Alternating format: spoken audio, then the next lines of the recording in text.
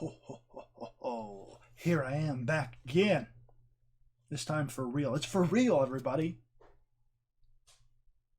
Well, somebody the other day asked me what my favorite comic book was.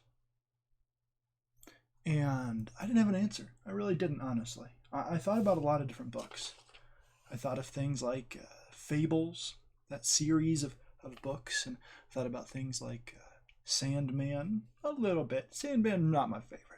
That one I sort of kicked off the list, the potential list, pretty easily, even though I like it. I thought of Man of Steel by John Byrne, or maybe something newer like Bigfoot Bill, or one of Doug TenNapel's other books like Creature Tech, things I really do like a lot. I thought about Carl Barks, the guy who created Uncle Scrooge and drew so many of those Donald Duck cartoons I loved. And, for me, it was weird not being able to think of a comic book that was my favorite right away. Because I've always known my favorite movie, well, ever since I saw it, when I was really young. I remember the first time I watched my favorite movie. And my favorite TV show was something that's been my favorite since I was a child. And you could probably guess what that might be if you just look around, use some deductive reasoning. And same with my favorite novels. Things I've either read a long time ago or had a big impact on me. And so as I tried to think about what my favorite comic might be, I couldn't come up with something. I really couldn't. I thought about all those things I mentioned, and I thought about why I like the movies that are my favorite, the books that are my favorite, the TV shows that are my favorite, the themes, the characters. But nothing really stood out to me from comics. There's plenty of stuff I like, don't get me wrong. There's lots of comics that I love. But nothing stood out to me as my favorite. I couldn't do it. I couldn't pick it. And not because there were so many that were potential winners. There just wasn't one that stood out to me personally. And if you're interested in things that are my favorite, I have a video about my favorite movie, Kidnapped. So I thought about Kidnapped. That video, it's right here. It's on my channel. You should watch it. But I thought about that movie, and I thought about why it became my favorite. When I first watched it, I didn't think about the themes or the characters or what the politics of all of that time period were about. But now, as I go back and analyze it, I see that it's a very well-made movie, crafted on a very well-told story. Robert Louis Stevenson put a lot of effort into that book. It breathes Scotland. It exudes Scotland. Represents it. It's a very interesting film. But why is it my favorite? Because it is. It's hard to explain. You can extol its virtues of why you like something or why you think it's good, but when something's your favorite, it just is. And so I've had trouble trying to find my favorite comic book until, well, just recently when I realized it was Captain America, Heroes Reborn, issue 1 by Rob Liefeld and Jeff Loeb. The first spectacular issue, by the way. What a great concept Heroes Reborn was. It really is too bad that it didn't work out. Such a great model to get rid of the continuity of the characters, and instead of telling stories that are timeless, you think you have to rehash you choose to rehash things. It's not a have to. You choose to in order to bring in a new audience. Just a great idea, Of course, plot assist by the great Chuck Dixon. Wonderful art and storytelling in this. And so that's why I wanted to share it with you guys today. No, I can't. It's not my favorite comic. Captain America #1 by Rob Liefeld's not my favorite. You probably got that. It's just a little joke. But as I looked through this, I realized something. Rob Liefeld gets a really bad rap. His drawings are not as bad as people want to tell you they are. He's not a terrible artist. He is very idiosyncratic. It's very Rob Liefeld, and he's never going to change. And sometimes things look odd, but overall, it's actually pretty decent stuff. So reevaluate your Rob Liefeld hate, like I have. Now, I really do have my favorite comic book here, and we're going to talk about it. It's Understanding Comics by Scott McCloud. Yes, it is. It's Understanding Comics by Scott McCloud. And so we're going to talk about it. We're going to talk about this comic, for reals. Why is this my favorite comic? That's the thing. As I thought about what makes something a favorite of mine, I thought about those good stories, the ones I mentioned before. Fables I like a lot. John Byrne's Man of Steel is something I've read multiple times. There's all kinds of comics that I keep going back to, and I keep reading, and I keep enjoying. And great writers. But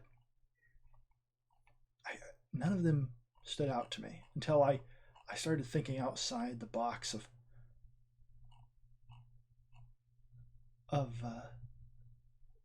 those types of comics, those ongoing long-term stories. And even when I thought about shorter contained stories, none of those jumped out at me. And then that's when this comic came to mind, because this comic really is about broadening your horizon. It's about understanding comics and understanding why they work and understanding what can be done with comics. Here you have a non-fiction work, a scholarly, I don't know about that, but maybe an academic work, a comic book that is explaining something to you. It's meant to teach you. It's meant to inform you. It's meant to show you what comics can do and explain to you what they have done. If you look here, we'll zoom in just a smidgen here. We'll talk about some of these characters. This globe represents the world of comics is huge and varied. Our definition must encompass all these types. So Scott McCloud's trying to explain what comic books are, and by doing that, he broadens horizons. He broadened my horizon about what a comic can be. You just look at this globe and you can see Spider-Man down here. You can see Astro Boy and Popeye and The Thing and Superman and Batman and Mouse. The Spirit. Mickey Mouse. There's plenty of characters here. Teenage Mutant Ninja Turtles. So many characters represented here on this globe. And varied stories. Because Scott McCloud is talking about comics as a medium. And he's explaining what it is. We even have Tintin here. And so I started to think back about what was special about this comic to me. Why did it matter to me? Well, because it taught me what a comic book was. Before I really hadn't given it much thought about why a comic book works, about what is important about a comic book, about how long sequential art, as it's referred to in this book, sequential art. Of course, first called that by master comics artist Will Eisner uses the term sequential art when describing comics. The sequential art that we think of as comic books has been around for a really long time, just not necessarily in this form. And so this book goes on to explain what that sequential art is, how it works, what can be done with it, how it can expand beyond what we're doing with it now. Comic books don't have to be limited by what has gone before. Comic books can be anything. They can be about anything. They don't have to be about superheroes. I like superheroes. Don't get me wrong. I think probably most of the comics I own, if I was to tally them up, would be superhero comics. In fact, when I was buying comics week to week, I was buying the vast majority of the comics I was buying were superhero related. But a lot of the comics I read now and what I enjoy now and what I'm seeking out, what I want to read, the things I want to see done, they branch out from that. And part of that is because of this book. This book showed me that there was a wide swath, a, a medium here, not a genre. Comics is not a genre, it's a medium. I remember I was listening to the commentary track for The Incredibles by Brad Bird, and he was talking about how people will call animation a genre. He says it's not a genre, it's a medium. It's a storytelling medium.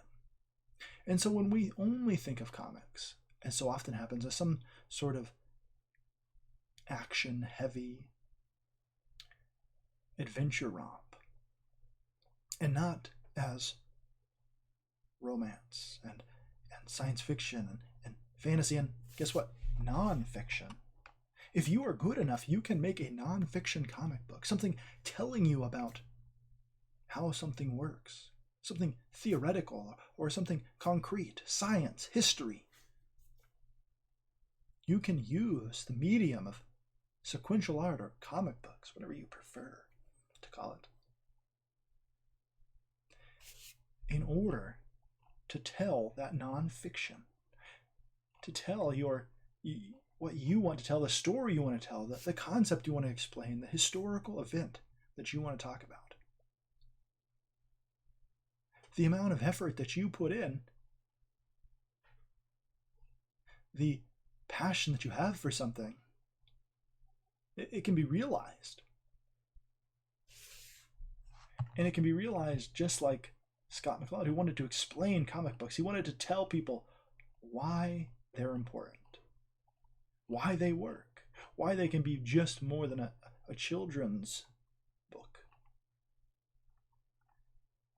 Here he talks about symbols. He says, these are not ideas. These are just symbols that represent something. This is not a man. This is not a country. This is not a leaf. These are not people. This is not music. This is not a sound. This is not my voice. These are symbols. By drawing a picture, you're representing something to somebody, something they can recognize and they can see, and there's a whole host of emotions and feelings and knowledge that they bring to something, that they see it, and they then relate to it. They bring in something and they get something out of it. And so when we draw comics, when we think about comics, when we're trying to think what, when we're enjoying them, spend a couple seconds to say, why does this work? How does this work? It helps me. It's something that I've thought a lot about when I explain to people, and I've explained numerous times to people why and how comic books work because of this book. Because I learned from this book about caricature, about turning a more realistic image into a simplified image that we still recognize. Why this looks like a face, even though it's a representation of an electrical plug. This is my favorite comic because it changed my life. It motivated me to want to make comics myself, and even though I have not done as well as I would have liked, not put as much effort into it, this comic told me it could be done. It explained to me how to do it. It gave me the building blocks to move forward and to think, I could tell any kind of story I want. And before I read this comic, I created superhero characters, but I was never really satisfied with most of them. I felt as if I was just trying to come up with and cope with the fact that I could not use Superman and Batman. I couldn't use Captain America and Spider-Man. Even though I really probably wouldn't write a Spider-Man comic. I couldn't use those. I didn't have control of those characters, and so I had to try to come up with pale imitations. I realized I didn't want to do that. I didn't want to tell a story about a pale imitation. I wanted to tell my own stories, and so that's what I've pursued is trying to figure out, what do I want to do? And I can do anything. I could talk about theology. I could talk about history. I could make a romance. I could make a science fiction story. I could make a drama. Anything I want, I can tell in the world of comics.